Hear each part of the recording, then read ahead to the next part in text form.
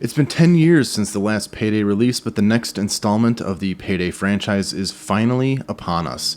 As I've mentioned on the channel before, I am a huge Payday fan, especially of Payday 2, which I have logged over 600 hours in, making it the game I've sunk the most amount of time into. I've been eagerly awaiting Payday 3 since it was first announced, and I've had the chance to play it during the beta. So as a big fan, I wanted to give my first impressions of Payday 3. I wasn't able to play the entire weekend like I wanted. I have been ghastly fucking busy, but I did sink a few hours into it, which isn't a lot, but considering the beta only had one heist, I think I got a decent enough grasp to give some first impressions. As with my other first impressions videos, this is an early build of the game and is subject to change. In fact, I know this version was already a dated build, and certain things like the UI are going to be completely different in the final version of the game. Let's start with the positives. The base gameplay is super solid. I'm already hooked on it. The Payday gameplay loop is incredibly addictive, and in the brief time I had playing Payday 3, this is no different. If you've played a Payday game before, you'll quickly recognize the familiar loop of casing, stealthing, and going heavy. The beta was multiplayer only, so I couldn't try solo stealthing with bots, and I was only playing with randos, so coordinating for stealth was pretty much non-existent. So admittedly, I couldn't really explore the depth and nuance of stealth, but from what I can tell, they added new mechanics and changed some mechanics up. They added this gadget where you can stick a camera to a wall and check a PDA to monitor movement. This seems like a useful device for checking around corners or monitoring especially hot areas for guard movement. It also seems like they got rid of the detection stat, meaning that aside from silencers, your gear won't impact stealth performance, and it becomes entirely about what skills you have equipped as opposed to your gear. And while detection isn't in the game, there are 3 new categories for skills and buffs. Edge, which impacts damage, Grit, which impacts defense, and Rush, which impacts speed. The way these skills and leveling work is completely different as well. Perk cards are gone, and it looks like you only have 5 skills equipped at one time that build on each other in a tree. To me, this means you have to be a lot more selective over which skills you have equipped, but it also prevents specialization for classes. This is something I'm going to discuss further in a little bit, because I actually kind of consider this more of a negative. In the beta, I used 2 different primary guns and 1 sidearm. The primary guns were an assault rifle and a shotgun, and the sidearm was a pistol. They all function exactly as you'd expect these types of guns to act in a game, and they all felt really good to shoot. They gave satisfying feedback when you clicked the fire button, the sound effects were strong. I was especially pleased with how the shotgun felt, because I feel like shotguns are fairly underpowered and underwhelming in Payday 2 comparatively, but the shotgun in Payday 3 felt great to shoot. The shooting mechanics already feel comfortable to me, and the movement feels really good too. It's fast like Payday 2, and they added a sliding mechanic to add something a little extra to the movement. I honestly don't have any complaints with the movement or shooting so far. If you like how Payday 2 feels and plays, then you're going to feel right at home at Payday 3. The only heist available during the beta was a bank heist. Standard Payday affair, there are key cards to find and different rooms to pick into, cameras and guards to avoid. When things get heavy, you can get hostages on the ground. It doesn't seem like there's actually a limit to cable ties in this one. At least I didn't notice any indicator saying that there was, so you can really get as many hostages on the ground as you want. Something really cool they added was the ability to use hostages as shields. You can pick up a hostage and walk around with them in front of you. This does 2 things. 1, it makes police hesitate to shoot you, giving some much needed defense and some time to reposition, but it also means that you can reposition hostages more specifically and strategically than making them follow you, since you can pick them up and drop them wherever you want. This means that hypothetically you can avoid the weird pathing that kind of became an issue in Payday 2 at times. The heist was fun. You find some thermite lying around in a nearby parking lot, burn a hole in the ground to the vault, drop down into the vault, disable ink traps before they ruin the money, take as much money as you can, and then take it out to a nearby street for extraction. There are these safety deposit boxes that you can pick to get more money if you wanted. The lockpicking has been completely overhauled. Instead of just pressing and holding E and waiting for a timer to open the lock, it's an active minigame now. You press the action button at the right time to speed up lockpicking. It's a small thing, but it really goes a long way to make the lockpicking not only feel more engaging, but also more skill-based and speed up an otherwise tedious process. The map extended beyond just the bank, carrying into a surrounding lot and street. It feels like some of the classic Payday 1 heists in that respect. Overall, I liked it a lot. I still obviously need to spend more time learning maps and heists and learning the deeper minutia of the mechanics, but I am very much liking what I am seeing already. If the full release is of this quality, I can see myself getting hooked very easily. So the gameplay I am feeling very good about, but I do want to address some negatives.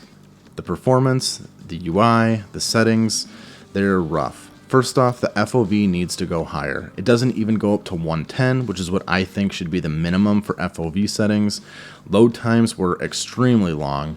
I frequently experienced lagged, micro stutters, and frame dips. I know that my computer is pretty old at this point, but the minimum requirements for Payday 3 are not that intensive.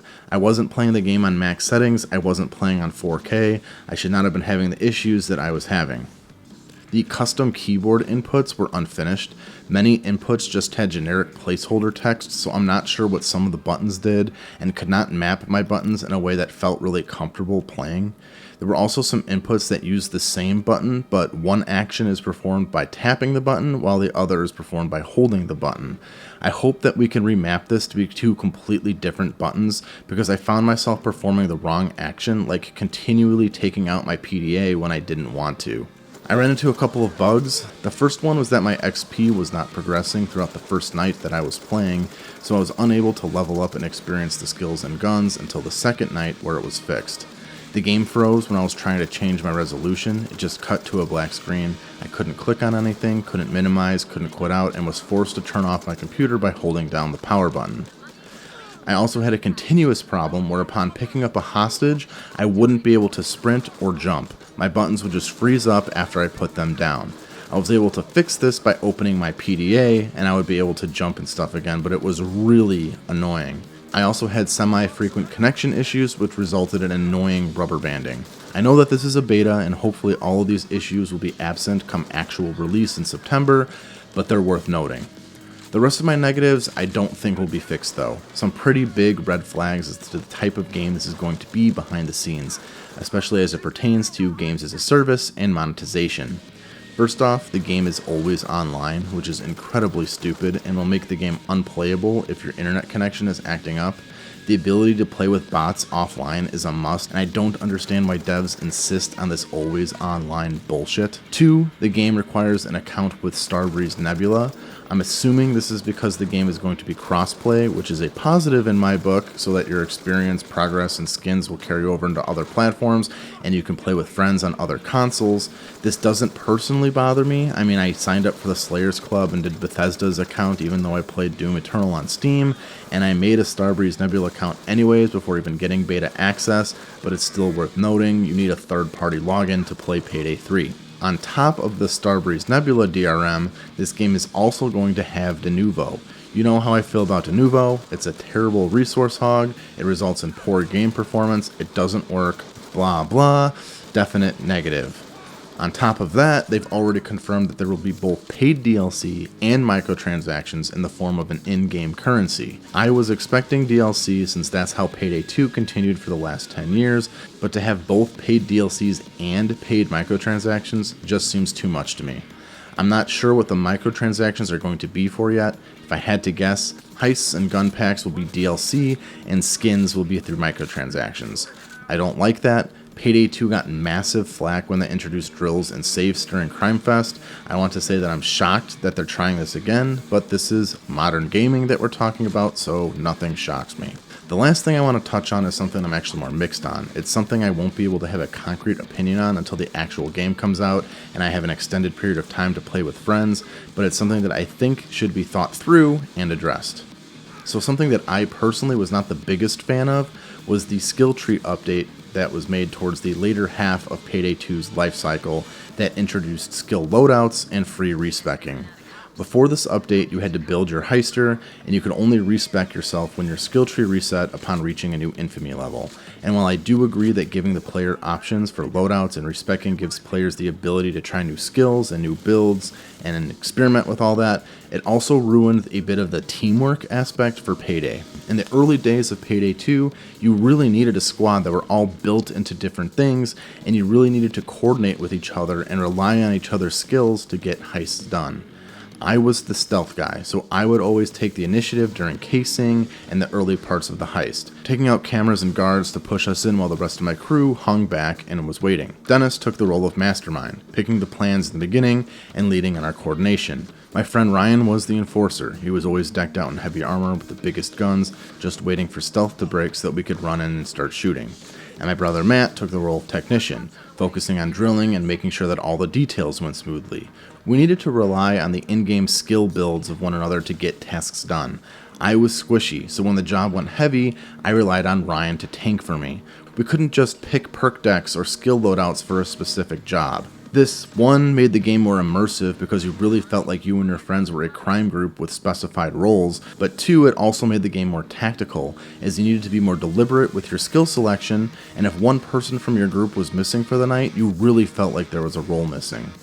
The addition of respecking, perk decks, and skill loadouts got rid of all of that.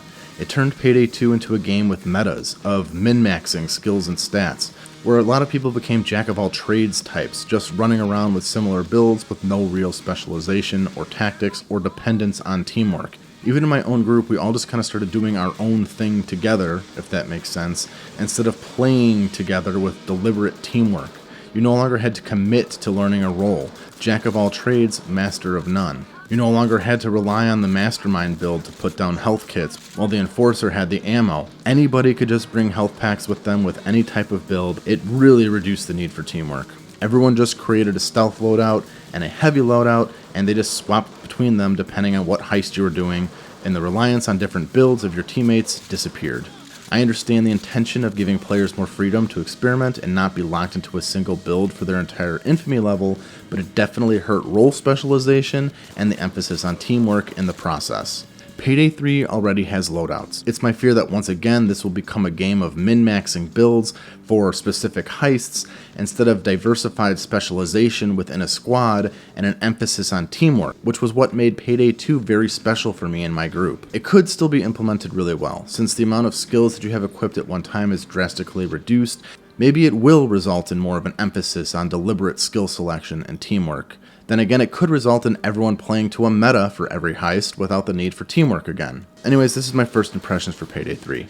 I'm incredibly excited for this game, and unless the full release is total dog shit, it will most likely be in the running for my game of the year.